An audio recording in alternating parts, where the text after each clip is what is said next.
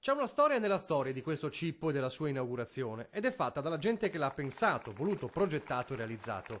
Eccoli qui tutti i protagonisti oltre che della cerimonia di questo gesto dedicato al passato, che qui dove Trevignano, Vedelago e Strana si toccano è stato il campovolo degli avieri del Grappa. La storia è raccontata in questa mostra fotografica allestita nell'AIA, messa a disposizione dalla famiglia confinante con quella che ha donato il pezzetto di terra diventato monumento. Siamo onorati di ricordare che nel 1917 è successo questa battaglia.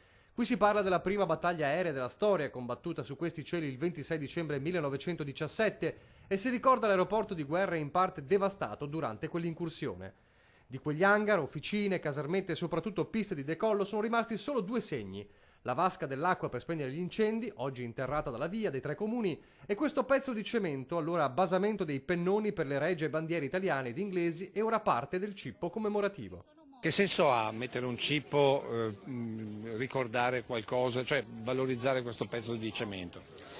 Il senso è quello di lasciare una memoria viva, che è una memoria non soltanto per dire mi devo ricordare, ma perché devo trarre insegnamento da quello che è stata la nostra storia locale. Non dimenticare è una delle prime attività che dobbiamo fare, perché bisogna ricordare quello che è successo per poter poi guardare al futuro e garantire la pace. Ma quello che colpisce è il senso della comunità che ha caratterizzato tutta la cerimonia, gente che non dimentica i propri vecchi, le proprie radici, fino a scambiare nell'emozione il Piave con l'inno nazionale.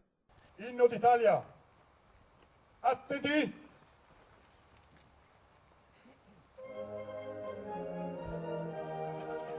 Ed in fondo è questa la lezione che ci portiamo a casa oggi, la convinzione che il senso di comunità dei Veneti, almeno qui tra i campi dei tre comuni, non è svanito tra le pieghe della modernità. Perché manca tanto la cultura nel nostro paese, manca proprio. Sembra che ci sia solo soia, granea e baion.